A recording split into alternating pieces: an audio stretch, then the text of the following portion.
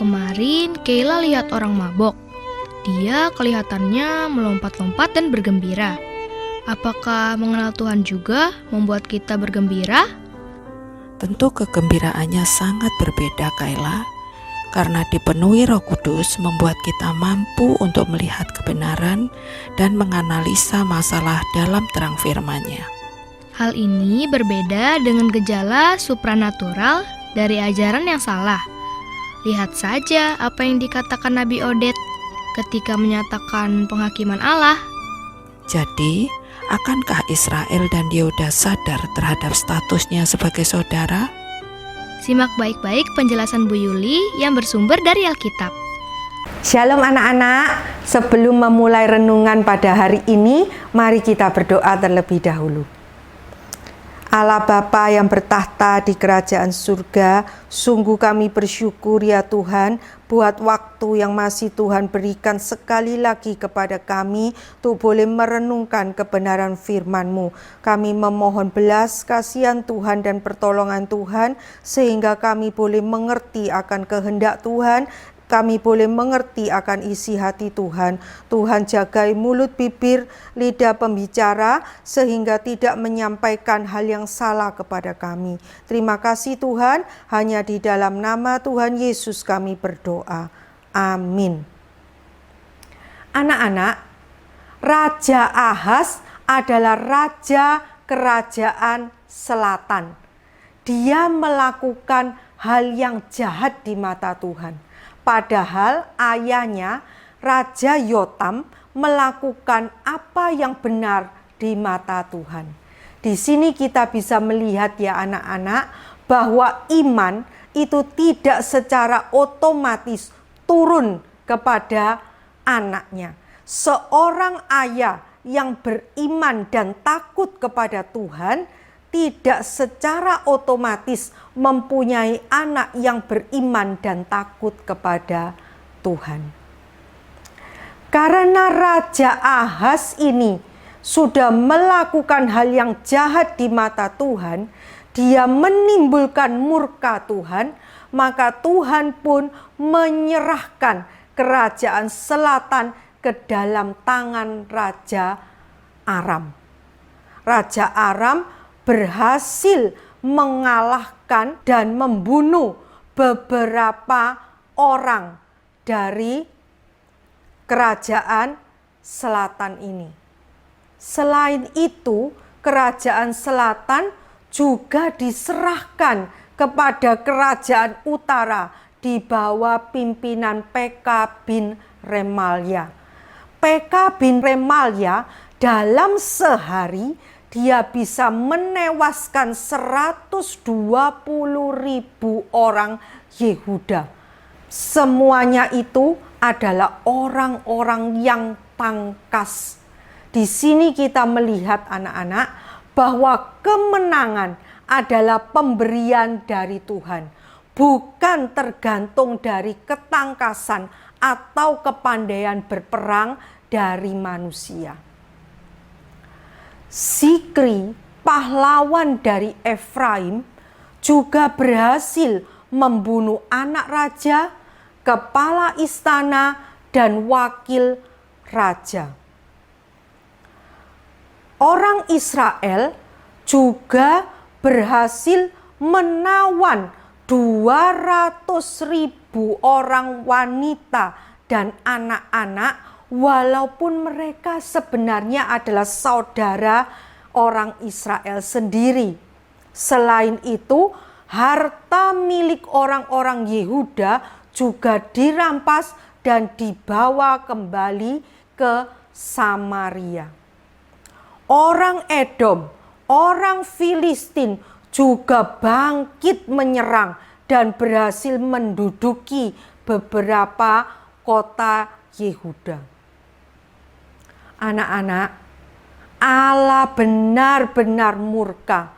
Allah sudah merendahkan orang-orang Yehuda karena Raja Ahaz sudah membiarkan kebiadaban terus berlangsung di Yehuda. Dan Raja Ahaz sendiri sudah berubah setia kepada Tuhan. Tuhan bisa memakai siapa saja, bahkan orang yang melawan Dia sekalipun bisa dijadikan alatnya untuk mencapai tujuannya.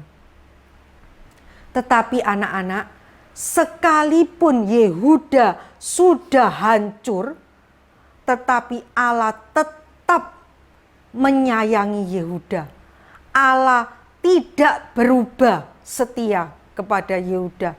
Kasih setia Tuhan tetap diberikan kepada Yehuda dengan mengirimkan Nabi Oded menemui orang-orang Israel yang pulang perang. Nabi Oded berkata, Allah dalam murkanya telah menyerahkan Yehuda ke dalam tangan orang-orang Israel, dan kamu juga sudah membunuh beberapa orang dari mereka. Kamu masih mau menjadikan mereka hamba-hambamu. Apakah kamu sendiri tidak melakukan kesalahan yang besar di hadapan Tuhan? Dengarkanlah orang Israel perkataanku. Kembalikan orang-orang Yehuda dan juga harta yang kamu rampas, karena murka Allah menyala-nyala terhadap kamu. Beberapa pemimpin Efraim pun menemui orang-orang yang pulang perang ini dan mengatakan kepada mereka, jangan bawa masuk orang Yehuda ini ke tempat kita, karena akan menambahkan dosa dan kesalahan kita di hadapan Allah. Orang-orang ini pun kemudian meninggalkan orang-orang Yehuda yang mereka tawan dan harta rampasan yang mereka bawa di depan para pemimpin orang Efraim ini. Kemudian ditunjuklah beberapa orang untuk menjemput para tawanan ini, memberi mereka pakaian kepada yang telanjang, memberi mereka makanan, minuman, dan mengurapi mereka dengan minyak.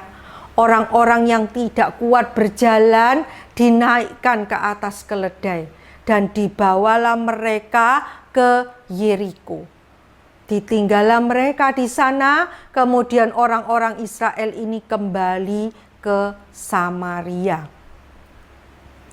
Anak-anak, puji Tuhan ya, orang Israel masih mau menganggap orang-orang Yehuda sebagai saudara mereka. Ini adalah pekerjaan Roh Kudus dan firman Tuhan. Tuhan tidak membiarkan Yehuda. Tuhan tetap mengasihi Yehuda. Tuhan mengingat perjanjiannya dengan Daud. Dan di dalam Kristus, kovenan Allah itu tetap untuk selama-lamanya dan pasti adanya. Terpujilah nama Tuhan. Amin. Mari kita berdoa. Allah Bapa yang bertahta di kerajaan surga, terima kasih ya Tuhan. Engkau yang mengasihi Yehuda, walaupun Yehuda sudah melakukan kejahatan. Engkau juga mengasihi kami, walaupun kami sudah melakukan dosa. Tuhan, tolonglah kami, untuk kami terus boleh belajar untuk setia melaksanakan perintah Tuhan, untuk kami tidak menyakiti hati Tuhan, untuk kami boleh terus hidup menyenangkan hati Tuhan. Tolong kami ya Tuhan, hanya di dalam nama Tuhan Yesus kami berdoa. Amin.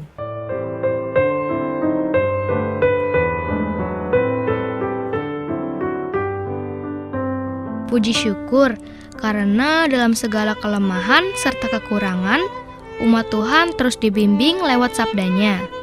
Tuhan punya kesabaran dan kuasa untuk membentuk setiap kita. Begitulah anak-anak, sangat mengharukan kasih Allah kepada umatnya yang nakal itu.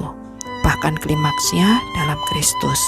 Perjanjian covenant Allah akan dinikmati secara pasti sampai selama-lamanya. Datanglah pada kovenan itu. Besok sampai pada 2 Raja-Raja 16 ayat 7-16 dan Yesaya 7 ayat 3-16. Salam sehat semuanya.